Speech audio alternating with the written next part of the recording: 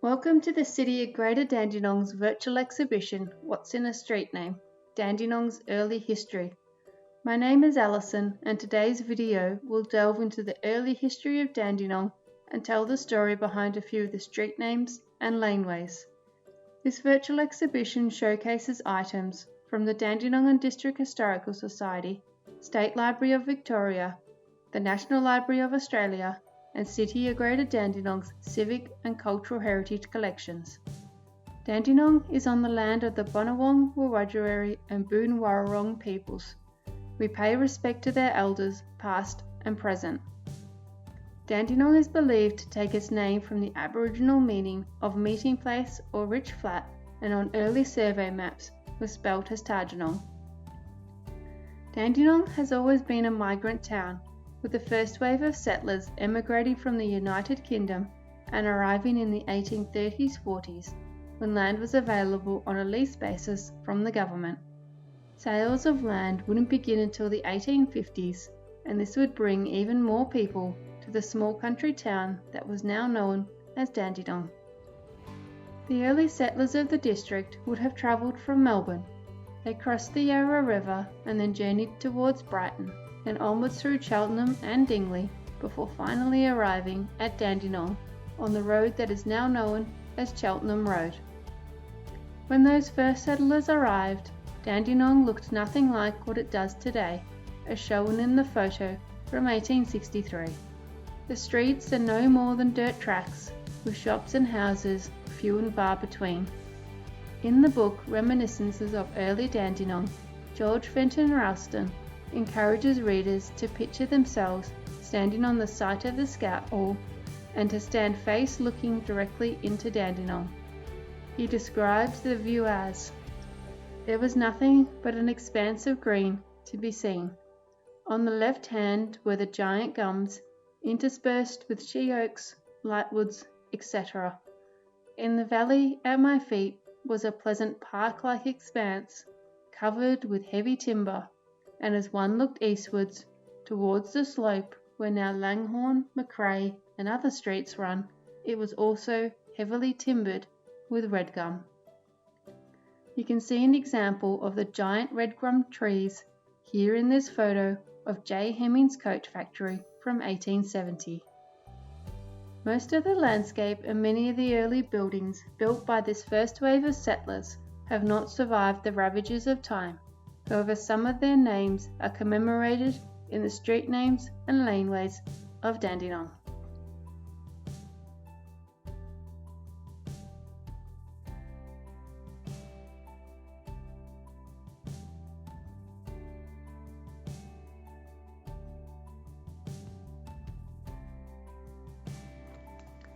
Lonsdale Street is the main road through Dandenong, and it has seen many changes since the early settlers arrived. It now bears little resemblance to the original dirt track. This Dandenong and District Historical Society photograph, which dates from the early 1850s, shows Lonsdale Street, looking towards Dunbar's Hotel and A.W. Bowman's Royal Hotel. Lonsdale Street is named after Captain William Lonsdale, who was in the British Army and arrived in Australia in 1831. After serving in Van Diemen's Land and New South Wales, he chose to supervise the settlement of Port Phillip and retired from the Army in 1837. Lonsdale, seen here in a portrait painted in 1866, developed a pastoral interest in the area of Greater Dandenong, and he took over Joseph Hawdon's lease and placed his nephew Alfred Langhorne in charge as overseer. In the mid to late 1800s, Dandenong was a one-road country town. In 1854, the census records the population of the township as 48, and by 1857, this number had grown to 59. Most of the shops were located along Lonsdale Street, as this photo from 1893 shows. Lonsdale Street was also the first location for the Dandenong Market. On October 10, 1866, the Dandenong Market held its first official public market day, and by 1870, the market had become a weekly affair and had up to 300 vendors. These photos of Lonsdale Street from 1906 shows how busy market day was, and by the mid-1900s it had started to outgrow its location. In 1926 it began the move to its current location on the corner of Clough and Cleland Streets. On October 4, 1927, nearly 61 years to the day, the market opened in its new location. By 1890, along Lonsdale Street, you would find a varied and interesting mix of shops, bakers, hairdressers and blacksmiths. Some of these are listed in early newspaper advertisements from the South Burke and Mornington Journal, including R.A. Titcher, pharmaceutical chemist, with the opening hours of 8 a.m. to 8 p.m. Monday to Friday, 8 a.m. to 10 p.m. on Saturday, and 9 a.m. to 11 a.m. and 6:30 to 8:30 p.m. on a Sunday. Jocelyn Cove, born in Mauritius, chemist and dentist, who claimed to have a cure for diphtheria. F. Ponce, watch and clockmaker, as well as a jeweller, established in Dandenong in 1877. Frank Bourdonneau, who was a hay, corn and general produce merchant with the best and cheapest horse feed in the district. J. A. Hooper, tailor and clothier, who also had a splendid range of shirts, ties and collars. James Clark, butcher, with the lowest possible prices and goods always on hand. Jas Middleton, who wished to announce that he commenced business as a grocer and provision merchant, selling at a moderate price and with genuine imported teas. J. Delaney, who had begged to notify the public of Dandenong that he had purchased a fruiterer's business and intended to keep only the finest of fruits. Thomas Green, blacksmith. His shop can be seen here in this photo from 1887. The Tarley brothers, butchers, circa 1900, run by Walter and Clem Tarley, standing, and Leo Matthews on the pony. At 329 Lonsdale Street stands the Albion Hotel, as seen here in this undated photo. We believe it was originally licensed to David Pope in 1877 before being sold to C.K. Dobson in 1882. Peter McQuaid purchased it in 1889 as a single-storey building before undertaking extensive renovations and rebuilding in 1891. The Albion Hotel is thought to be one of the few buildings from this early age of Dandenong that still exists. Luckily, it has heritage protection which helps safeguard this glimpse into the past.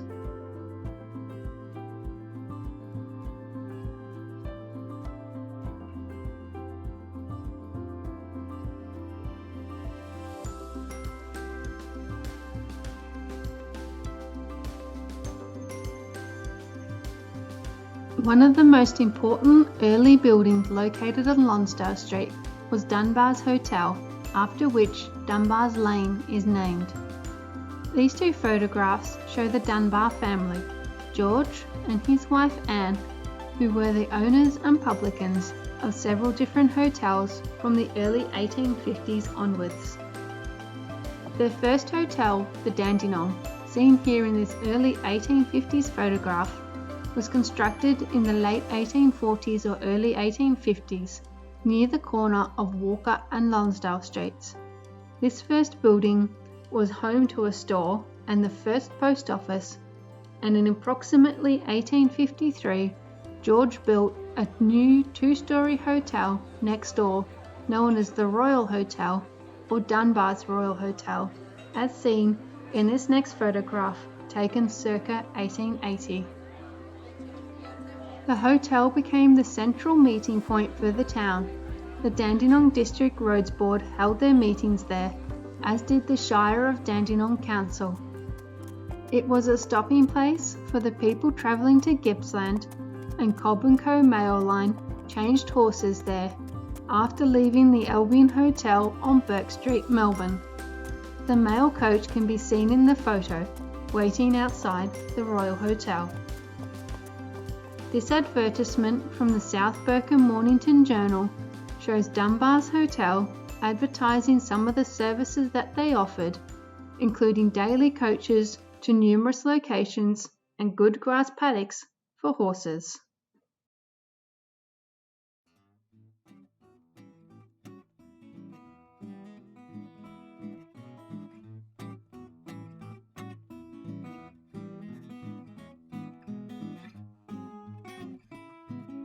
Now we move on to our next location, Langhorne Street, which is named after Alfred Langhorne, who was born in London and emigrated to Australia in 1835, aged just 17, and seen here in this photograph. He joined his brother Charles in New South Wales, learning how to be a stockman, and after a year, Alfred and Charles began a new career of overlanding sheep and cattle from New South Wales to both Melbourne and Adelaide. Alfred was the nephew of Captain William Lonsdale, and in approximately 1838, Alfred became the overseer of his run in Dandenong. 1851 saw the opening of the new police station for the Dandenong township. Land on Langhorne Street had been permanently reserved for such purposes. By 1888-89, a contract to construct the new police quarters had been awarded. The current police station still stands on Langhorne Street today. At number 51 Langhorne Street stands Laurel Lodge, one of the few remaining buildings from Dandenong in the 19th century. It was constructed in approximately 1869 and has seen many influential and significant owners. These include Janet Bowman, seen here in this photograph, an early Scottish settler and the original landholder, purchasing the property from the Crown. 2 Crown allotments for the grand total of £17. Mrs. Bowman sold the land to Mr. Robert Huxon, an architect and builder, for £40 in July 1867. When the building of Laurel Lodge, seen in this photograph, was completed in 1869, Miss Matilda Louisa Shaw began to rent the property, first from Mr. Huxon and then from Mr. James Leckie, when Mr. Huxon sold the property for £575 in 1872.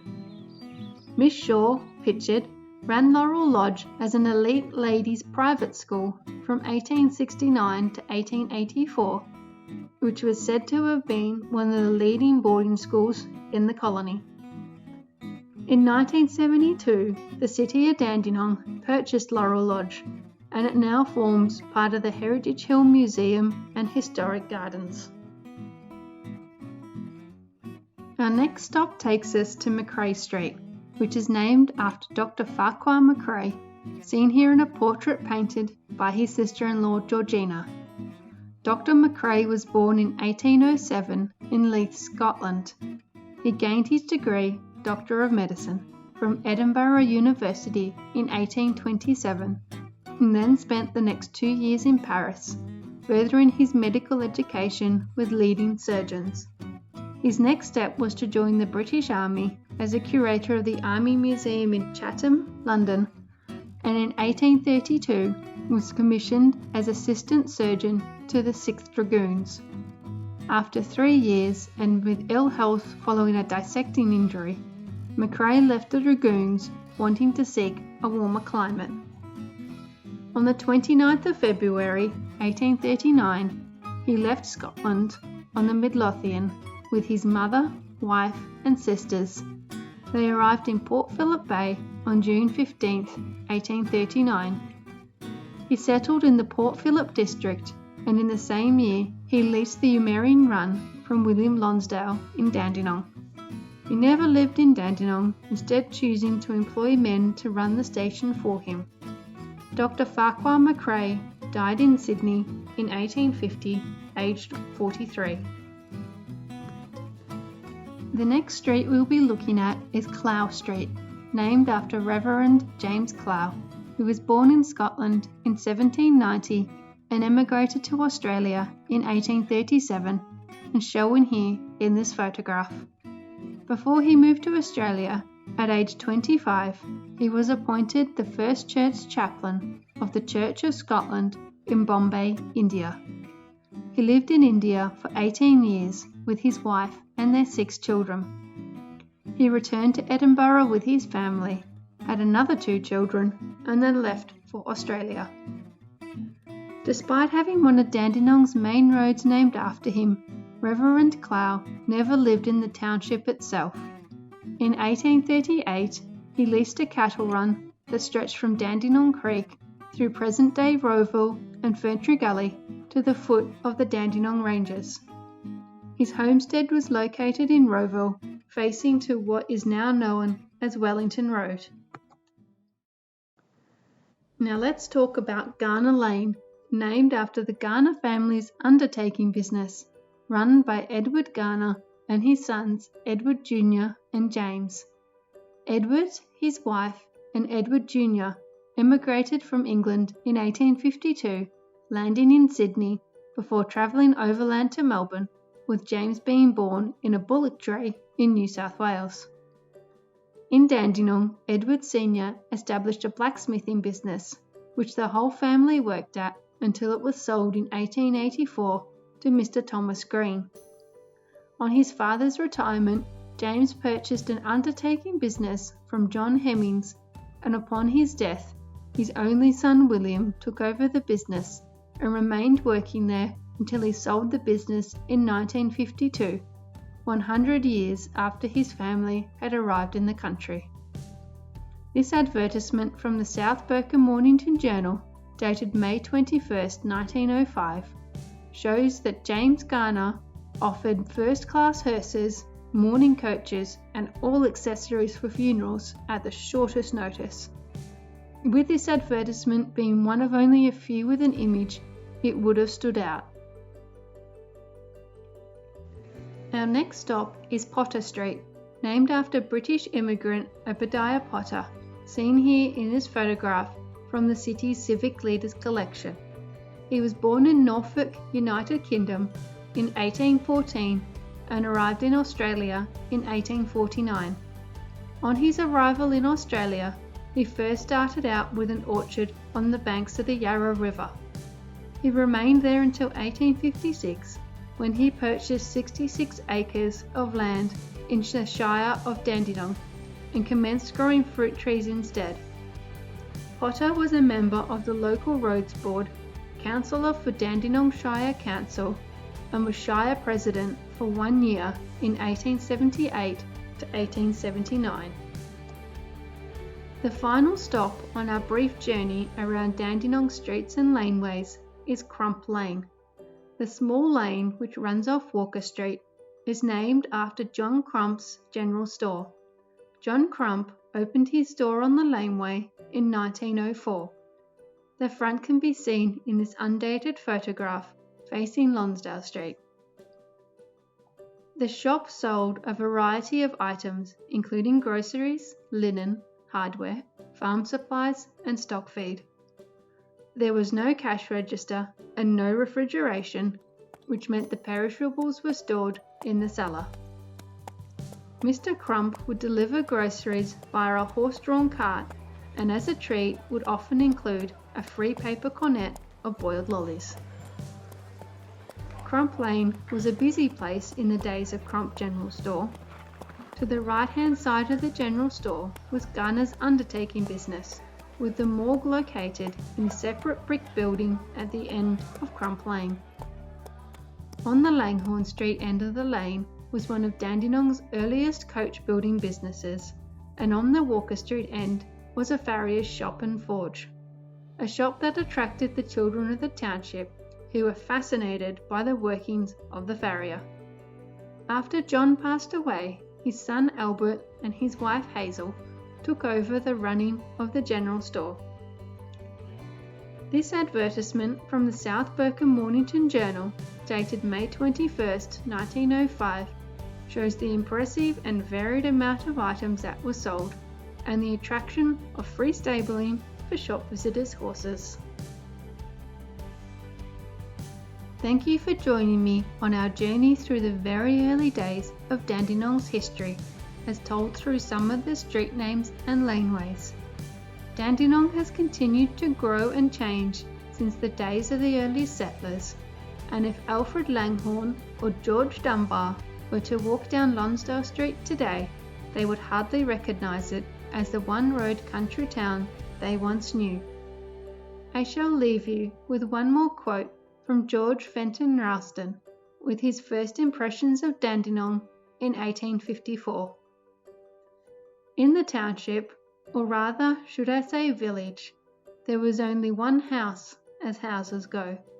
Shanties of wattle and daub pattern were scattered through the bush, tents also, and slab and bark huts, which, primitive as they were considered very suitable, and in them the pioneers of Dandenong lived their lives, fought hard battles for existence, and brought up families. It is a far cry from now to then.